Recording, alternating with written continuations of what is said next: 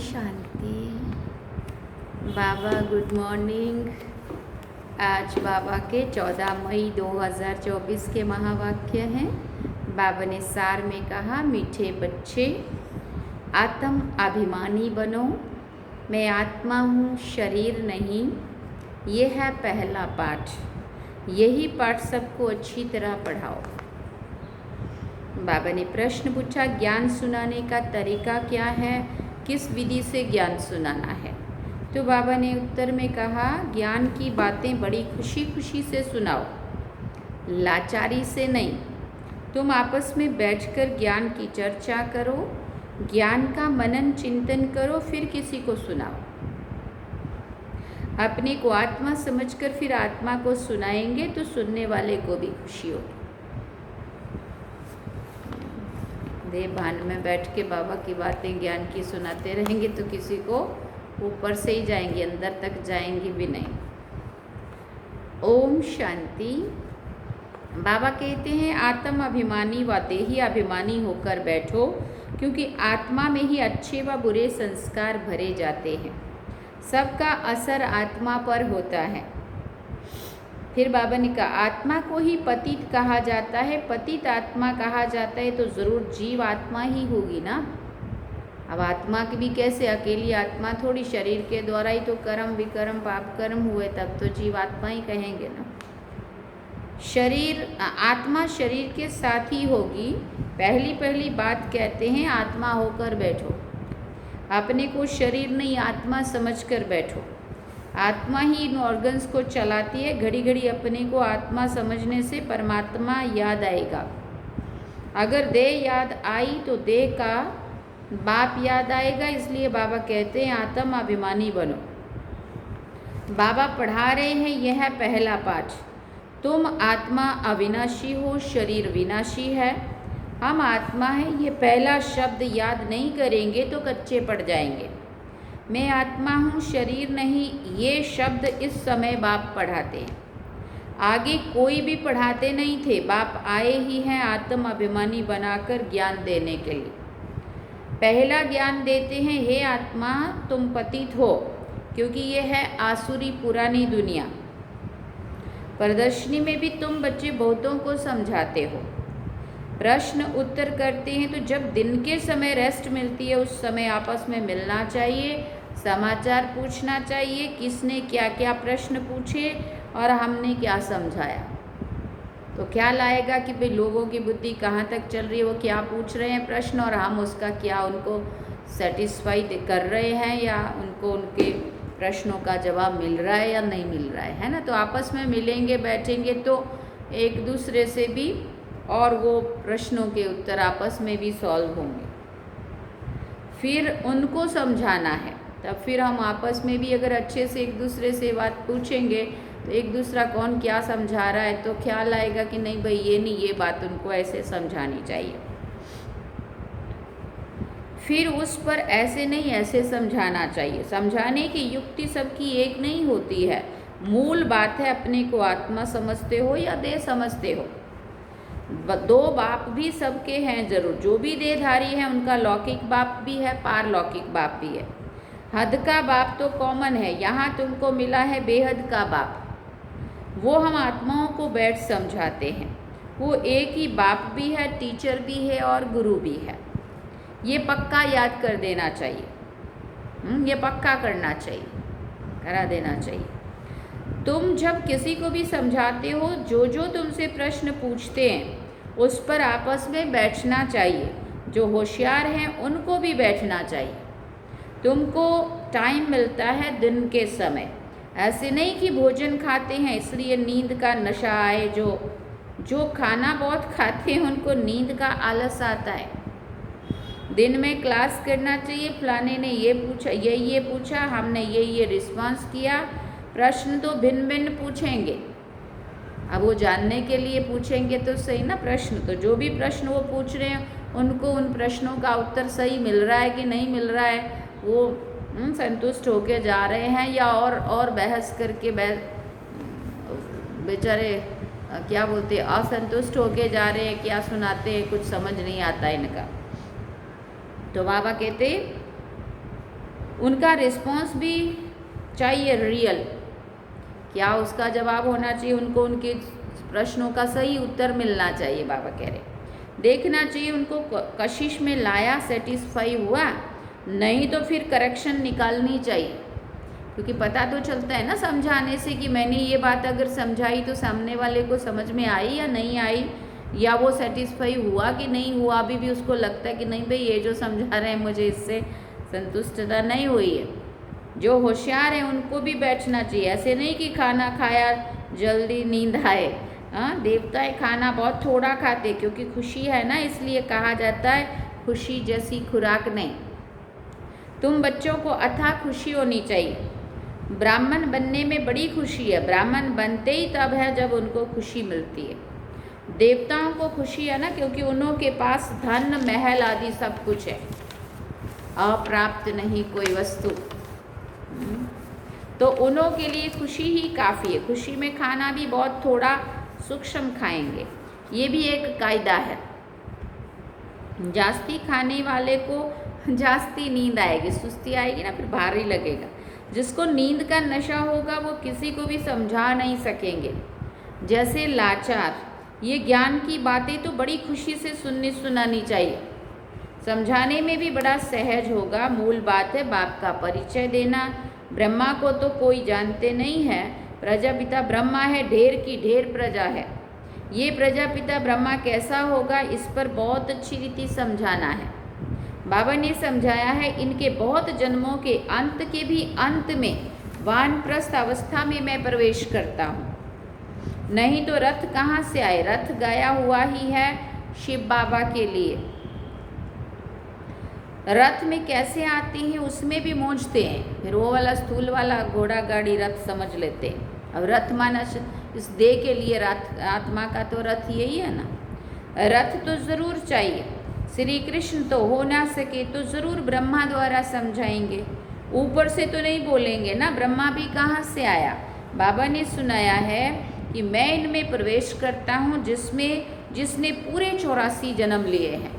हाँ, ये भी हमें थोड़ी पता होना था। शिव बाबा ने आके समझाया कि ये वो आत्मा है जो 84 जन्म पूरे करके अभी अंत में पहुँची। अब इनके द्वारा मैं तुमको ये ज्ञान दे रहा हूँ, ये खुद नहीं जानते, मैं सुनाता हूँ।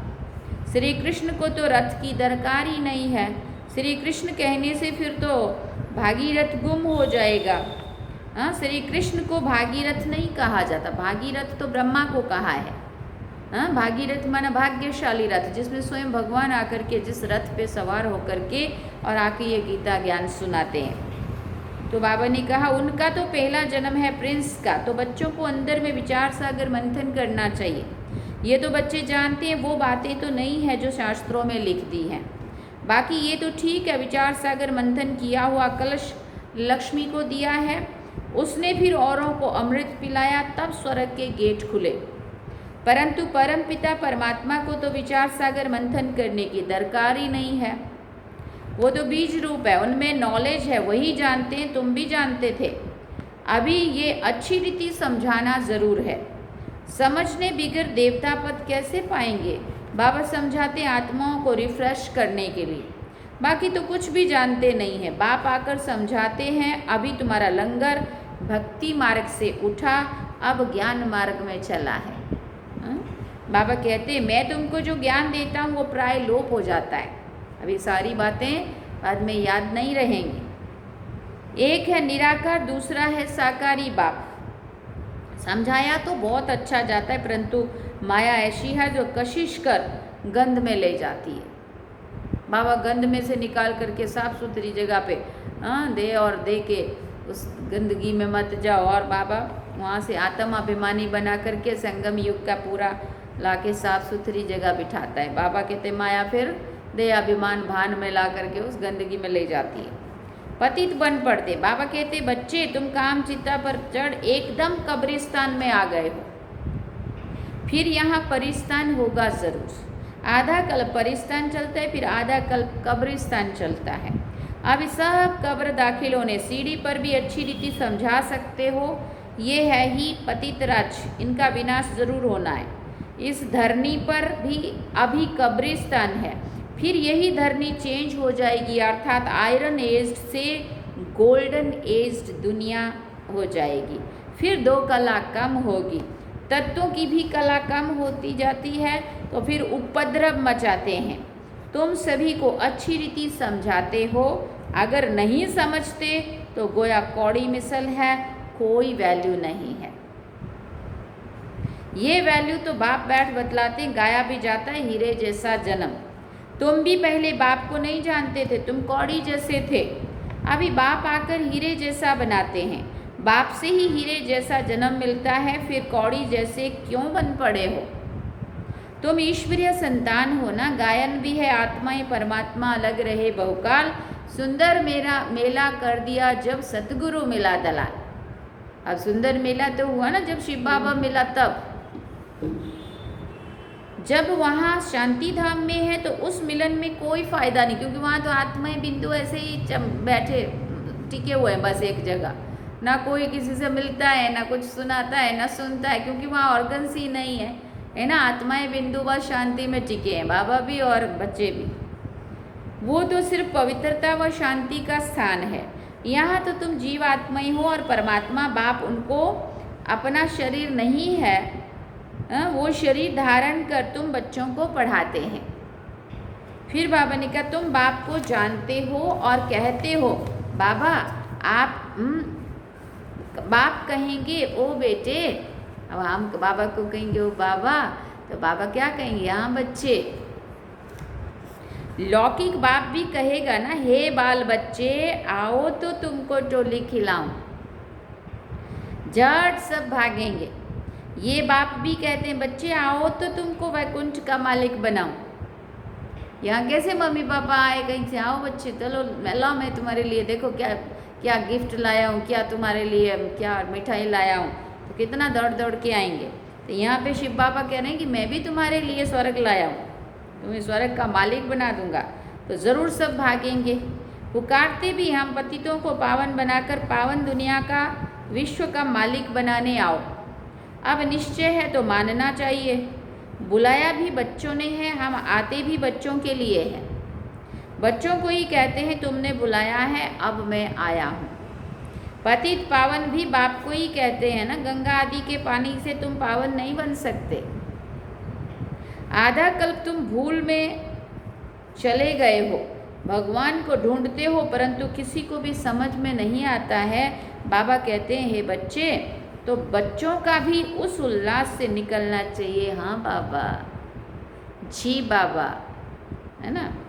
बाबा जब प्रेम से आवाज़ लगाते हैं वो मेरे बच्चे, हे बच्चे, तो बोले हम क्या कहेंगे, जी बाबा। परंतु इतना उल्लास से निकलता नहीं है, बाबा कह रहे हैं। इसको देह अभिमान कहा जाता है, क्योंकि आत्म अभिमानी बन के बैठेंगे तो आत्मा की कशिश होगी, शिव बाबा मेरा बाबा, है ना कि देही अभिमानी। तुम अभी बाप के सन्मुख बैठे हो, बाप के पास, बाप को याद करने, बेहद के बाप को याद करने से बेहद की बादशाही ज़रूर याद आएगी। ऐसे बाप को कितना प्यार से रिस्पॉन्स करना चाहिए। बाप तुम्हारे बुलाने से आया है, ड्रामानुसार 1 मिनट भी आगे पीछे नहीं हो सकता है। सभी कहते हैं ओ फादर रहम करो, लिबरेट करो, हम सब रावण की जंजीरों में हैं, आप हमारे गाइड बनो।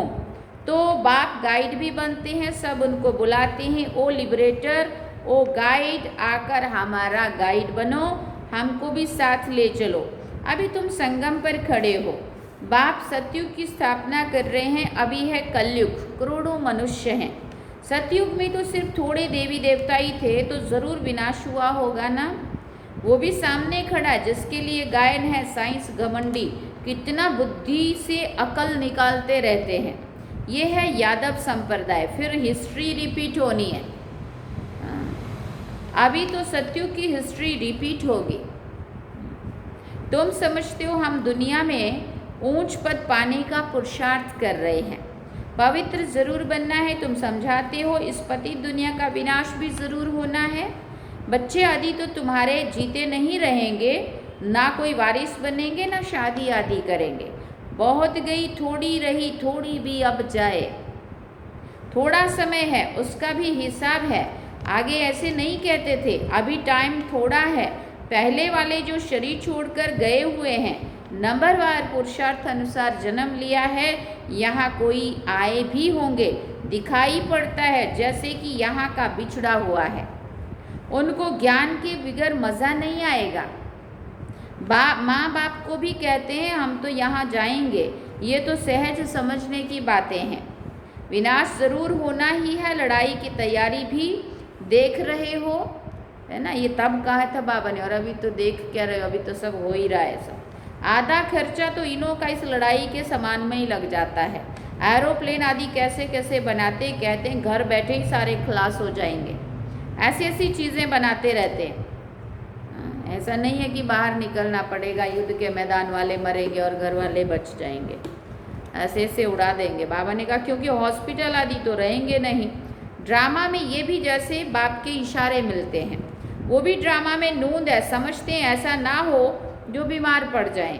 मरना तो सबको ज़रूर है, राम गयो रावण गयो, हाँ बोलते हैं ना। जो योग में रहकर आयु बढ़ाते होंगे उनकी ज़रूर बढ़ेगी, अपनी खुशी से शरीर छोड़ देंगे। जैसे मिसाल बताते ब्रह्म ज्ञानी है, वो भी ब्रह्म में जाने के लिए ऐसी खुशी से शरीर छोड़ते हैं, परंतु ब्रह्म में कोई जाते नहीं है और ना ही पाप कटते हैं। पुनर्जन्म फिर भी यहाँ ही लेते। पाप कटने की युक्ति बाप बतलाते हैं कि माम एकम याद करो और कोई को याद नहीं करना है, लक्ष्मी नारायण को भी याद नहीं करना है। तुम जानते हो इस पुरुषार्थ से हम ये पद पा रहे हैं, स्वर्ग की स्थापना हो रही है, हम पढ़ रहे हैं ये पद पाने के लिए। नंबरवार पुरुषार्थ अनुसार, हर एक का पुरुषार्थ है अपना अपना, है ना। कौन कितना पढ़ रहा है, बाबा कहते नंबरवार पुरुषार्थ अनुसार है। उन्हों की जो डायनेस्टी चलती है वो बाप ने संगम पर अभिस्थापन की है। तुम भाषण भी ऐसा करो जो एक्यूरेट किसी की भी बुद्धि में बैठ जाए। इस समय हम ईश्वरीय संप्रदाय और प्रजापिता ब्रह्मा की मुख वंशावली भाई बहन हैं। हम आत्माएं सब भाई भाई हैं। ब्रह्मा कुमार कुमारियों की शादी होती नहीं है, ये भी बाबा समझाते कैसे गिर पड़ते। अब कोई बाबा ने वैसे श्रीमत के हिसाब से थोड़ी छुट्टी दी हुई है ना, वो तो अलग बात है। हम मनमत में आ जाते, संग दोष में आ जाते हैं, कुछ भी कर रहे होते हैं, है ना। ये भी बाबा समझाते कैसे गिर पड़ते हैं। काम अग्नि जलाती है, परंतु डर रहता है कि एक बार हम गिरे तो कमाई सारी चट हो जाएगी। काम से हारा तो पद भ्रष्ट हो जाएगा। कमाई कितनी बड़ी है, मनुष्य पदम करोड़ कमाते हैं, उनको ये थोड़ी पता है कि थोड़े समय में यह सब खत्म हो जाएगा। भले कितनी भी पेटियां गड्डियां इकट्ठी करते जाओ, भोरे भरते जाओ, बैंक बैलेंस खूब बनाते जाओ, प्लॉट ज़मीन खरीदते जाओ, इन्वेस्ट करते जाओ, उनको लग रहा है कि इन्वेस्ट करो, लेकिन सब का सब जो है जहाँ है पता भी नहीं चले। कोरोना आया था तो पूछा था किसी से, एक क्या ऐसे कई चीज़ें ऐसे ऐसे होने वाली है जो अचानक बैंक का बैंक, लॉकर का लॉकर जो अपना है वो भी अपनी चीज़ें कुछ भी नहीं रहेंगी, है ना। जो कल अपनी बात हुई थी ना, जो जे हाथे थे साथे, गुजराती में बोलते हैं बहुत बढ़िया, लेकिन करते नहीं है उस हिसाब से, जिस हिसाब से जो हाथ से करेंगे वही मिलने वाला। इतना बोलते भी है लेकिन उसको प्रैक्टिकल नहीं समझ में आता ये चीज़। बाबा ने कहा देखो मनुष्य पदम करोड़ कमाते हैं, उनको ये थोड़ी पता है कि थोड़े समय में सब मिट्टी में मिल जाएगा, ख़त्म हो जाएगा। बॉम्ब्स बनाने वाले जानते हैं ये दुनिया ख़त्म होनी है, हमको कोई प्रेरक है, हाँ हम बनाते रहते, कोई हमें प्रेरणा दे रहा है हमारे द्वारा, ये चीज़ जो भी बुद्धि में आ रही है ये बना दो, तो वो वही बना लेते। इतनी खतरनाक चीज़ें जो बन रही है, क्या बन चुके कितनी सारी, तो बनाते रहते हैं। अच्छा, मीठे मीठे सिकिल दे बच्चों प्रति माता पिता बाप दादा का याद प्यार और गुड मॉर्निंग। रूहानी बाप की रूहानी बच्चों को नमस्ते। हम रूहानी बच्चों की रूहानी माता पिता बाप दादा को दिलवा जान सिकवा प्रेम से याद प्यार, गुड मॉर्निंग, नमस्ते, थैंक यू बाबा, शुक्रिया बाबा। अब धारणा के लिए मुख्य सार है। पहला पॉइंट, ज्ञान को अंदर घोटना है, अर्थात विचार सागर मंथन करना है। ज्ञान की आपस में रू रिहान कर दूसरों को समझाना है। सुस्ती व आलस को छोड़ देना है, ये नहीं चाहिए। ब्राह्मणों की डिक्शनरी में सुस्ती आलस अलविलापन अगर हुआ ना तो वो पुरुषार्थ अच्छे से अच्छा नहीं कर पाएगा, ना सेवा ना स्वस्थी। दूसरी बात, देही अभिमानी बन बड़े उल्लास से बाप को याद करना है। सदा इसी नशे में रहना है कि हम बाप के पास आए हैं कौड़ी से हीरे जैसा बनने। हम है ईश्वरीय संतान। वरदान में बाबा ने कहा, ज्ञान सूर्य ज्ञान चंद्रमा के साथ साथी बन रात को दिन बनाने वाले रूहानी ज्ञान सितारे भव। जैसे वो सितारे रात में प्रकट होते हैं, ऐसे आप रूहानी सितारे, चमकते हुए सितारे भी ब्रह्मा की रात में प्रकट होते हो। वो सितारे रात को दिन नहीं बनाते, लेकिन आप ज्ञान सूर्य ज्ञान चंद्रमा के साथी बन रात को दिन बनाते हो। कितना बड़ा अपनी जिम्मेवारी है, सोचो। वो आकाश के सितारे हैं, आप धरती के सितारे हो। वो प्रकृति की सत्ता है, आप परमात्म सितारे हो। जैसे प्रकृति के तारामंडल में अनेक प्रकार के सितारे चमकते हुए दिखाई देते हैं, ऐसे आप परमात्म तारामंडल में चमकते हुए रूहानी सितारे हो। स्लोगन में बाबा ने कहा, सेवा का चांस मिलना अर्थात दुआओं से झोली भरना। सेवा का चांस मिलना अर्थात दुआओं से झोली भरना। अगर ये चीज़ हमें समझ में आ जाए ना कि सेवा मिली है तो माना ये चांस बाबा ने दिया है। अगर हम उसको कट करते हैं तो अगर चांस लिया तो चांसलर बन गए, भाग्य बन गया, नहीं लिया तो गया। बाबा ने चांस दिया था, लेकिन अगर हमने नहीं लिया तो फिर क्या भाग्य बने। ओम शांति। सार में बाबा ने कहा, मीठे बच्चे आत्म अभिमानी बनो। मैं आत्मा हूँ, शरीर नहीं। ये पहला पाठ है। यही पाठ सबको अच्छी तरह से क्या करो, अच्छी तरह से पढ़ाओ।